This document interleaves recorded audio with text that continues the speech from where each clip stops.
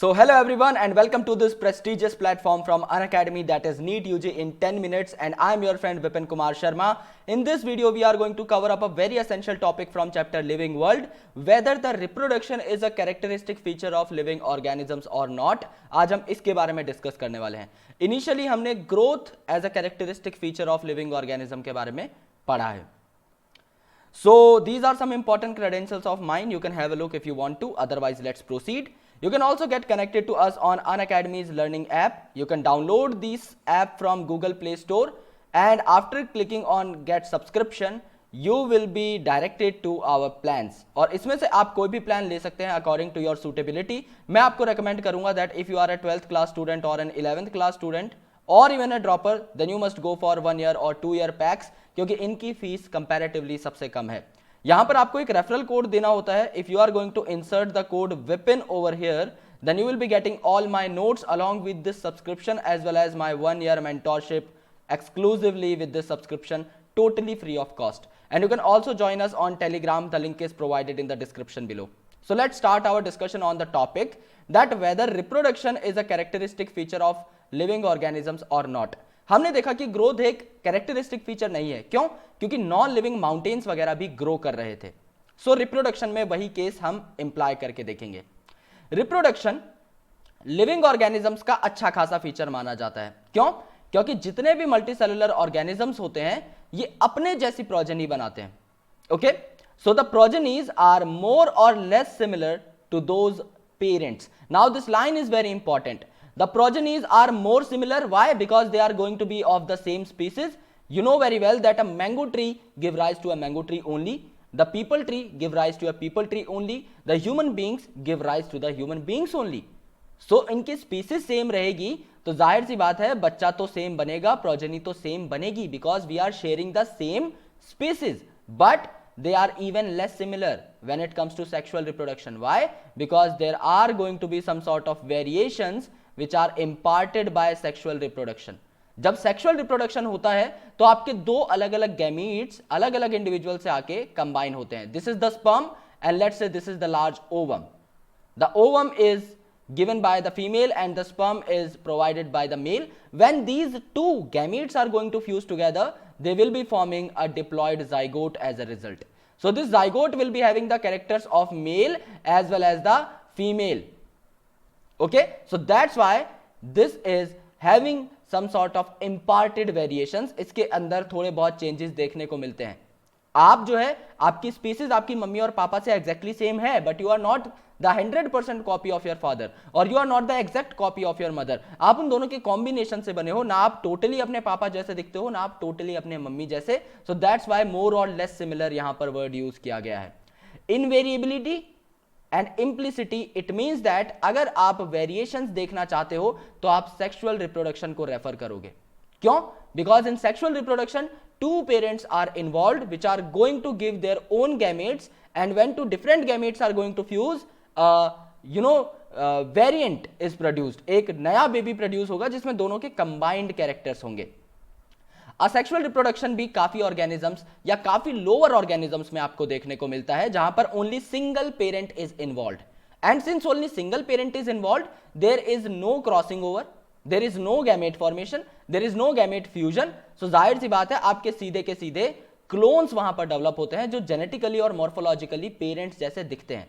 कुछ ऑर्गेनिजम्स में गैमेट बन भी सकते हैं, लेकिन असेक्सुअल रिप्रोडक्शन में फ्यूजन कभी नहीं होता गैमेट्स का. That is a surety. Okay, so fungi हैं, इनमें लाखों करोड़ों असेक्सुअल स्पोर्स होते हैं.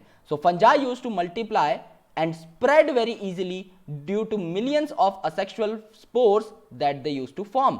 So यहां पर कुछ मोटाइल या नॉन मोटाइल स्पोर्स होते हैं और वो जो है बेसिकली जर्मिनेट होकर पूरा का पूरा फंजाई बॉडी बना लेते हैं. कुछ लोअर ऑर्गेनिजम्स हैं जैसे कि आपका yeast which is a fungus, saccharomyces and your hydra, okay, coelenterata. ये जो आपके लोअर ऑर्गेनिजम्स होते हैं ये बडिंग करते हैं. यानी कि if this is the main plant body तो इसके ऊपर एक छोटा सा बड डेवलप होगा and after that it got detach from the main parent body और ये इंडिपेंडेंट सर्वाइवल दिखाने लग जाता है. ओके, तो यहां पर देखिए कितने ब्यूटीफुल तरीके से मैंने आपको सेक्सुअल रिप्रोडक्शन दिखाया है, that these are the sperms and this is the big ovum. अब यहां पे ये वाला जो स्पर्म है, ये देखिए यहां पर एंट्री मारता हुआ आपको दिखाई देगा, ये यहां पे अभी देखो इसने अंदर जो है एंट्री कर ली है ओवा के, और बाकी स्पर्म्स पे अब जो है क्या लग जाएगा, बैरिकेड लग जाएगा, बाकी स्पर्म्स अंदर नहीं आ सकते। Okay, in planaria which is a platyhelminthes or a flatworm, वहां पर क्या होता है, ट्रू रीजनरेशन देखने को मिलती है। यानी if this is the planaria, इस तरीके का दिखता है प्लेनेरिया आपको, अगर ये प्लेनेरिया दो टुकड़ों में बट जाता है तो दोनों टुकड़े इंडिपेंडेंट प्लेनेरिया की ग्रोथ के लिए रिस्पॉन्सिबल होते हैं। सो दो प्लेनेरिया आपको यहां पर देखने को मिलेंगे। फिर अगर दूसरा प्लेनेरिया भी मल्टीपल फ्रेगमेंट्स में टूट गया है तो वो भी आपका पूरा का पूरा प्लेनेरिया को रीजनरेट कर सकता है, and that's why this is called as regeneration and true regeneration, क्योंकि इसका हर पार्ट एक पूरा का पूरा इंडिविजुअल बनाने की कैपेबिलिटी रखता है। Okay, the fungi which was reproducing by asexual spores that also used to reproduce via fragmentation, ये fragments में convert हो जाते हैं and each fragment used to give rise to a new fungus. filamentous algae, यानी ऐसे algae जो छोटे छोटे फिलामेंट से मिलकर जुड़कर बने हुए हैं, वो algae and protonema of mosses, जो आपके मॉसिस होते हैं, इनकी प्रिमिटिव स्टेट जिन्हें आप प्रोटोनेमेटा भी कहते हैं, वो जो आपकी प्रिमिटिव फिलामेंटस स्टेट है, उस स्टेट के ऑर्गेनिजम्स आपके फिलामेंटस एल्गी एंड फंगस आपका फ्रेगमेंटेशन भी यहां पर शो कर सकते हैं। लास्ट लेक्चर में हमने पढ़ा था कि यूनिसेलुलर ऑर्गेनिजम्स में growth, cell division and reproduction एक साथ हो जाते हैं। समझ लो this is a unicellular organism और ये दो सेल्स में बट रहा है, तो आप इसे क्या बोल सकते हैं, आप इसे सेल डिवीजन बोल सकते हैं because the cell is dividing itself. आप इसे रिप्रोडक्शन बोलते हैं because one parent cell is giving rise to two daughter cells, and आप इसे ग्रोथ भी बोल सकते हैं बिकॉज ग्रोथ में हमने क्या देखा था, that growth have twin characters. First is the increase in mass and the second one is increase in number of individuals, जो कि यहां पर बढ़ रहे हैं। सो ये आपका ग्रोथ भी है, सेल डिवीजन भी है, रिप्रोडक्शन भी है। So all these events are synonymous और inclusive in case of unicellular organisms, जबकि मल्टीसेलुलर में ऐसा नहीं होता। सो ग्रोथ जो है आपका बेसिकली क्या होता है, इंक्रीज इन मास और इंक्रीज इन सेल नंबर।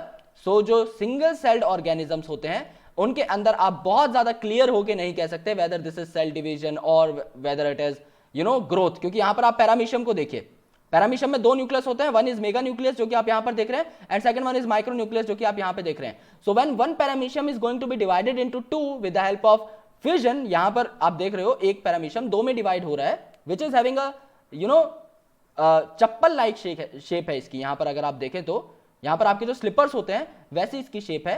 जब ये दो में डिवाइड होता है तो दो डॉटर पैरामीशियम्स यहां पर बन जाते हैं। सो ये ग्रोथ भी हो रही है, ये सेल डिवीजन भी हो रही है, and this is reproduction as well. But there are some living organisms that do not reproduce.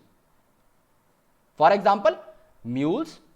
Last lecture में मैंने आपको बताया था बायोलॉजिकल कंसेप्ट ऑफ स्पीसीज में कि म्यूल्स आपके स्टेराइल होते हैं, यानी कि ये नहीं रिप्रोड्यूस कर सकते।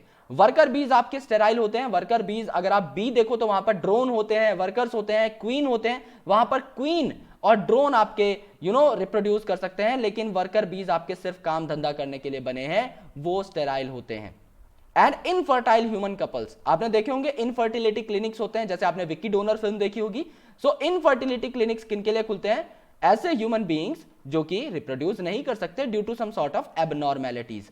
क्योंकि कुछ ऐसे लिविंग ऑर्गेनिजम्स हैं जो रिप्रोड्यूस नहीं कर पा रहे, जो फर्दर अपनी प्रोजेनी नहीं तैयार कर सकते, तो रिप्रोडक्शन को आप एक वेल डिफाइनिंग फीचर नहीं कह सकते लिविंग ऑर्गेनिज्म का। It is not a well defining feature और it is not a well characterised feature of living organisms, क्योंकि ये हर लिविंग ऑर्गेनिज्म में नहीं है। यहां पर आपको एक्सेप्शंस दिख रहे हैं, लेकिन हां ये श्योर है कि किसी भी नॉन लिविंग में तो रिप्रोडक्शन नहीं हो पाएगा। सो ग्रोथ एक बढ़िया फीचर क्यों नहीं था, क्योंकि नॉन लिविंग में ग्रोथ देखने को मिल रही थी आपको। और रिप्रोडक्शन एक अच्छा फीचर क्यों नहीं है, क्योंकि जो आपके लिविंग ऑर्गेनिजम्स हैं उनमें से भी कुछ ऐसे एक्सेप्शन हैं जहां पर आपको रिप्रोडक्शन देखने को नहीं मिलती, such as sterile worker bees and your mules as well as your infertile human couples. So that's why reproduction is not a characteristic or a well defining feature of living organisms. अगर आपको ये topic पसंद आया तो आप इस video को जरूर लाइक कीजिए, इस चैनल को सब्सक्राइब कीजिए, अपने दोस्तों तक पहुंचाइए। टेलीग्राम का लिंक डिस्क्रिप्शन में दिया हुआ है, जहां पे आप लोगों के साथ रेगुलर अपडेट्स शेयर होते रहेंगे। एंड नेक्स्ट वीडियो में हम लोग बात करेंगे about metabolism, consciousness, self consciousness and so on, about variety of features. And I hope कि आपको ये लेक्चर सीरीज पसंद